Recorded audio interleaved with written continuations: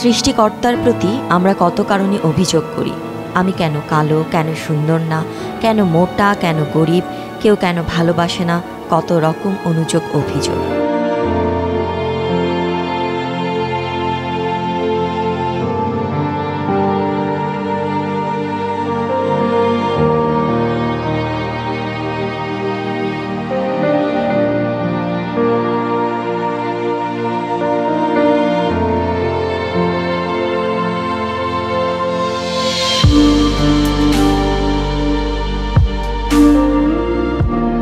বয়স যখন আমার 10-11 বছর, তখন থেকেই মানে মানুষের বয়স তো মানুষ তখনই বুঝতে পারে যে আগুন পানি ভালো মন্দ। তখন থেকে বুঝতে পেরেছি যে আপুর পোশাক পরতে ভালো লাগে, কিন্তু আমি তো আর আপুর মতো না। ভাইয়ের পোশাক পরে আছি, হ্যাঁ, বাবা মা ছেলেদের পোশাক পরে আছি, কিন্তু আমি তো ছেলে না। হ্যাঁ, যে একটা মানে সবার থেকে যে একটা আলাদা, সবার থেকে যে একটা মানে আলাদা কিছু আমি, সেটা তখনই বুঝতে পেরেছি। আমি ছোটোবেলা ছেলে হিসেবে জন্ম নিয়েছি, কিন্তু আমি মনোময়নের দিক থেকে মেয়েদের মতোই ছিলাম। আমার মেয়েদের কখনো বান্ধবী মনে হতো, ছেলেদের ওরকম বন্ধু মনে হতো না। মেয়েলি টাইপের ছোটোবেলা থেকেই মায়ের কাপড় পরতাম, ঘরের কাজ করতাম।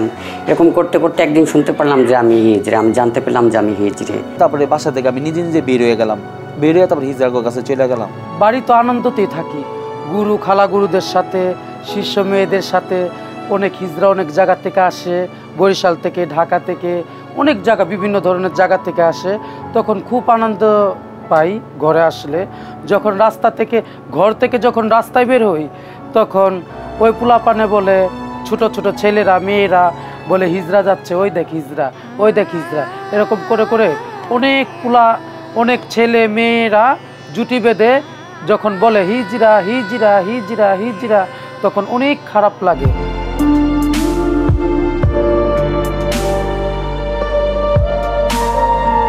সবচাইতে প্রিয় জায়গা আমার বাবা মায়ের ঘর, আমার স্থান। সেই স্থানই আমার ছেড়ে আমার গুরুমার কাছে এখন থাকতে হয়, যিনি আমার মা না, তার কাছে এখন আমি থাকি।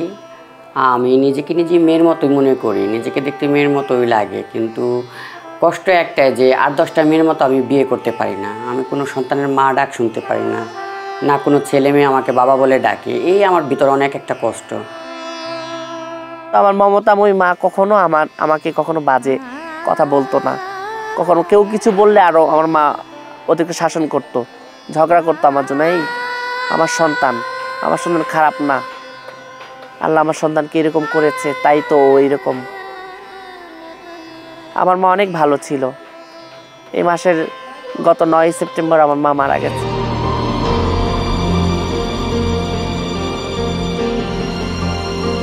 নারায়ণগঞ্জ হাই স্কুলে পড়াশোনা করতাম।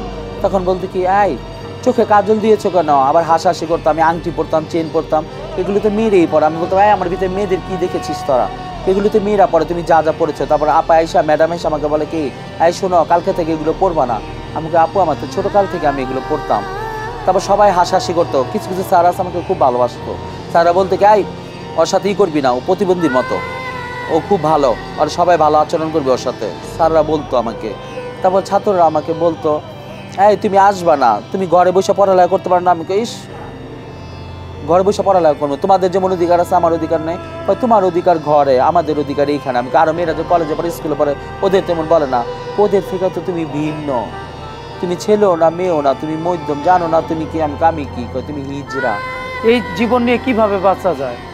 এটা একটা জীবন হলো, আমি তো এটা জীবন মনে করি না। তখন আমি অনেক কান্না করি, আবার ঘরে আসি। রাস্তাঘাটে শান্তি নেই। একটা বয়স্ক মানুষ, আইনের লোক, পুলিশ দেখলো রাস্তাঘাটে বলে হিজড়া, একটা প্রশাসনের লোক দেখলো বলে হিজড়া। মানে হিজড়াদের কোনো মূল্যই নাই। কেন? আমাদের এই নামটা কোথায় থেকে আসলো? আমাদের তৃতীয় লিঙ্গের স্বীকৃতি দিয়েছে, ঠিক, এখন দিয়েছে, তারপরেও তো হিজড়াই বলে, অন্য কোনো নাম রাখা হয়নি আমাদের। যখন হিজড়া বলে কলজাটা ফেটে যায় আমাদের। আমাদের কি পৃথিবীতে কেউ নেই? আমরা কি মানুষ হয়ে জন্মাই নেই? অনেক কষ্টের জায়গা আছে।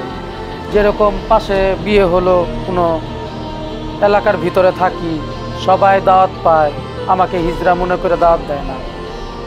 তখন খুব দুঃখ লাগে।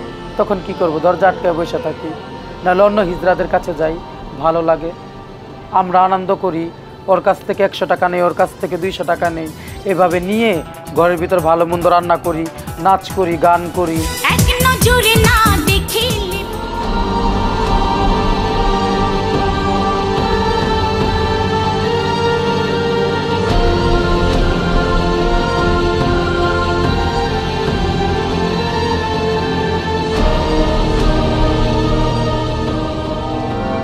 আমরা অনেকেই বলি হিজড়া সম্প্রদায়ের মানুষেরা উগ্র ব্যবহার করে, জোর করে টাকা আদায় করে, কিন্তু কখনো কি ভেবে দেখেছেন কেন তাদের এই আচরণ? আপনি, আমি, সমাজ বা সরকার কি কখনো তাদের কর্মসংস্থানের ব্যবস্থা করেছি? সমাজের কাছে স্বীকৃতি পাই না, আমাদের পিছে রাখে সব সময়। সেরকম আমাদের হিজড়েদের মধ্যে সর্দার যারা আছে তারা আমাদের অবহেলা করে, এই করে সেই করে। টাকা পয়সা ঠিকমতো যদি না আনতে পারি কিংবা কম এনে দিই তাহলে এরকম আমাদের গালাগালি করে, মারামারি করে, এই করে সেই করে, অনেক বিদিকিস্তি নোংরা ব্যবহার করে আমাদের সাথে। তারপরে আছি অনেক, বাসে উঠতে গেলে মনে করে আমরা ভাড়া দেবো না, এর জন্য আমাদের বাসে তুলতে চায় না।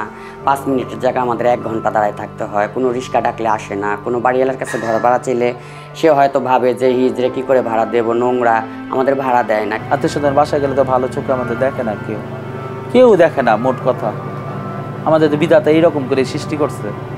কিছুদিন আগে আমরা শুনেছি যে সরকার নাকি আমাদের কি ব্যবস্থা করেছে। হ্যাঁ, এইসব তৃতীয় লিঙ্গি হিসেবে আমাদের যে একটা ঘোষণা হয়েছে, মহামান্য সুপ্রিম কোর্ট তা রায় দিয়েছে, এইসবের পর থেকে আমাদের আরো বেশি সমস্যা হচ্ছে। তারপরেও তো হিজড়াই বলে, অন্য কোনো নাম রাখা হয় না আমাদের। অনেক বলছে আপা আগে তো আসতেন, দিতাম, এখন তো আপনাদের নেই, এখন তো আপনারা সরকারি হয়ে গেছেন। হ্যাঁ, এইসবের কারণে নাকি আমাদের আরও সমস্যা হচ্ছে সামাজিকভাবে চলতে। আমার পাসপোর্টে পর্যন্ত টুম্পা দিয়ে করেছি যে এখন তো পুরুষ, মেয়ে, মহিলা, তৃতীয় লিঙ্গটা পর্যন্ত এখন উল্লেখ হয় নাই।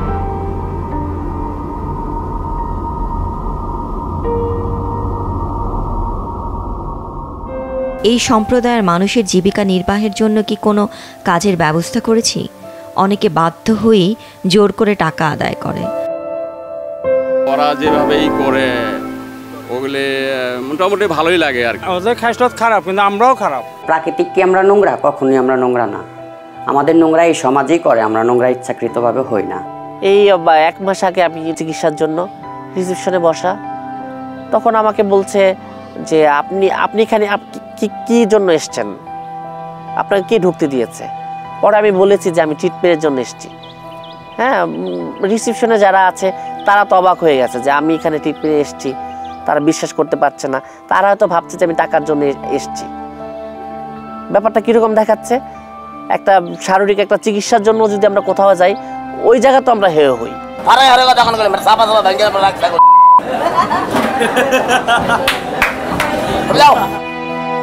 ডাক্তার আমাদের চিকিৎসা করবে কি, আমাদের ট্রিটমেন্ট নেবে কি, উনি আমাদের জিজ্ঞেস করে তুমি ছেলে হিজড়ে কি মেয়ে হিজড়ে, তোমার বাড়ি কোথায়, তোমার এই কোথায়, তোমার সেই কোথায়, তোমার এগুলো কি আসল, তোমার এগুলো কি নকল। এরকম করতে করতে তাদের 1-1.5 ঘন্টা হয়ে যায়। চাই 1 ট্যাবলেট দিয়ে দেয়, আর 1 ট্যাবলেট, কোনো কেয়ার করে না আমাদেরকে। সবার পিছনেই আমরা থাকি সবসময়, লাইনের পিছনেই আমাদের রাখে সবসময় হিজড়ে বলে। আর হিজড়ে হওয়াটাই আমাদের কষ্ট। মরে যেতে চাই, এই জীবন রাখতে চাই না। আমার দেখে এইরকম করবে কেন? আমিও তো একটা মানুষ।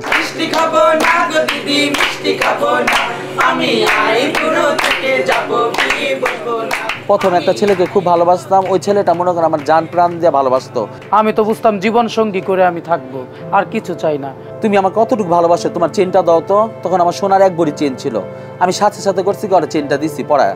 ও বলছি কি আজকে থেকে তুমি আমার বন্ধু। তারপর একদিন দেখা ফেলাইছে ওর বোনে আমার ঘরে, যে ওকে আসতে বারণ করছি হিজড়ার ঘরে, তবু কেন আসলো। তারপর আমাকে বের করে দিছে মেয়েরা ধইরা ওই এলাকার থেকে। তারপর আমি কষ্টে দুঃখে ওই বন্ধুর সাথে বিষও খাইছিলাম। যখন 12, 18 বছর, 17 বছর বয়স হয়, একটা ছেলেকে ভালো লাগে, একটা মেয়ে নিয়ে আমি দাঁড়াই কই তার মনে আমি ভালোবাসি, কেউ হাসবো না, সবাই রাইট দিবার। তোর ওই দিয়া যদি বলি ওরা ভালোবাসি, ইজলার ভালোবাসে, তোর জীবনের তো মরণ ভালো। আজ সকালে ওর ফোন এসছে। হ্যাঁ, আমার এক শিষ্য মেয়ে ফোন করেছে, আর গুরু শুনছো কি হয়েছে? বলে সুমা এত বিষ খেয়েছে। ও মা, সুমা বিষ খাবে কেন? সুমার সাথে আমার সেদিনও কথা। হ্যাঁ, বিষ খেয়েছে। বিষ খেয়েছে কেন? ও যে ছেলের সাথে ভালো সম্পর্ক ছিল, ও ছেলে নাকি আজে বাজে কথা বলেছে। আমাকে কে ভালোবাসবে? আপন করে কে বুকে জড়ায় নিবে? আপন করে নিলে আমার গুরু নিবে, হিজরা সঙ্গীরা নিবে, তাছাড়া কেউ নিবে না। আমি ধরতে গেলে কাগজের ফুল অনেক সুন্দর, কোনো গন্ধ নেই।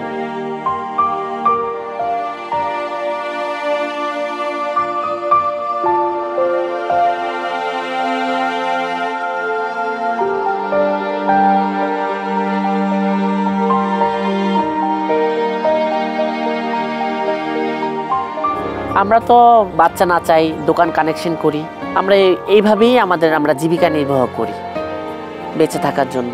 কিন্তু আমাদের মতো এরকম আরও লোক আছে যারা এইরকম মানে বাচ্চা না নাচিয়ে কানেকশন না করে, হ্যাঁ, তারা অন্যান্য খারাপ কাজে তারা লিপ্ত হয়। তারা রাতের অন্ধকারে তারা মেকআপ করে সুন্দরভাবে সেজে গুজে মানুষের সাথে অন্যরকম মানে রিলেশনে তারা লিপ্ত হয় আর কি। আমরা একটা এফআইআর লিখতে আসছি। কি দিতে আসছো? কার নামে গো? কি করবা গো? জিডি করবা? কেমনে হইছে তোমাদের? ঠাট্টা করা আমাদের মস্কের কথা আমরা বলি, হ্যাঁ আপনি আমাদেরকে নেন, উঠান, লেখেন আমাদের কিভাবে হইলো, কবে ঘটনা। আচ্ছা দিব না, দাঁড়া, ওই স্যারের কাছে যাও, ওই স্যারের কাছে যাও। ওরা আর কি আমাদের ইজ্জতটা দেয় না, বুঝছেন? দরজা খুলে যখন বের হয়ে আশেপাশে মহিলারা দরজা লাগায় দেয়, আমার কি দোষ? হ্যাঁ কয় আমার দেখলে নাকি হ্যাঁ অযাত্রা হয়, কুযাত্রা হয়, কুফা হয়। আসলে কি আমি কুফা? তাহলে আল্লাহ আমার তৈরি করছিল কেন? আয় রে আনন্দের বাচ্চা পালো না ঢোলে, আয় রে গোপাল আমার খেলো না খেলে, নীলমণি গো আমার কাজল ভ্রমরায় আমার বারবার, কোলের বাচ্চা কান্দাইও না, কারো নাম না জানি, কারো নাম না জানি, তোমারই বরণে আমার কালির বাণী, এসো না গোড়ায় আমার ধনের বংশ বারুক আমার, যুগে যুগে বারুক আমার হরির নাম।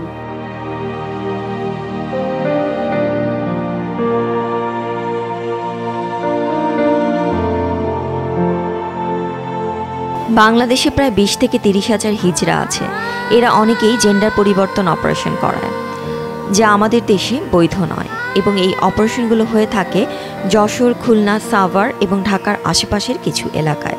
এই ধরনের অপারেশন এতই ঝুঁকিপূর্ণ যে অনেকেই মারা যায় এবং এদের লাশগুলোকে বেনামে দাফন করা হয়। যদি হিজড়া মারা যায় তখন কি করা হয়?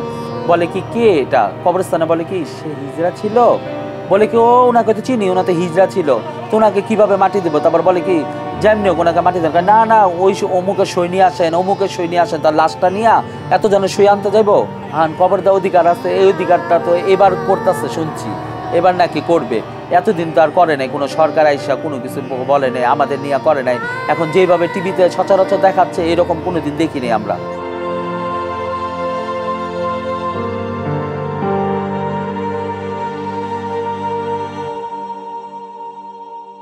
কিন্তু বিদেশে এই ধরনের অপারেশন সহজেই করা যায়, যার একটি উদাহরণ আপনাদের সামনে দিচ্ছি। অ্যামেলিয়া মালতেপে, বাংলাদেশে যার জন্ম, কানাডাতে পড়তে গিয়ে 2011 সালে যে জেন্ডার পরিবর্তন করে নারীতে পরিণত হয়। It was very painful first 2 weeks after my operation, but I was happy, I was confident, I was just a new person. এবং যার স্বপ্ন হচ্ছে মিস ইউনিভার্স কম্পিটিশনে যাবার। To become a Miss World is one of my biggest dream, and I believe if I follow and believe God, so I can achieve whatever I want in the future.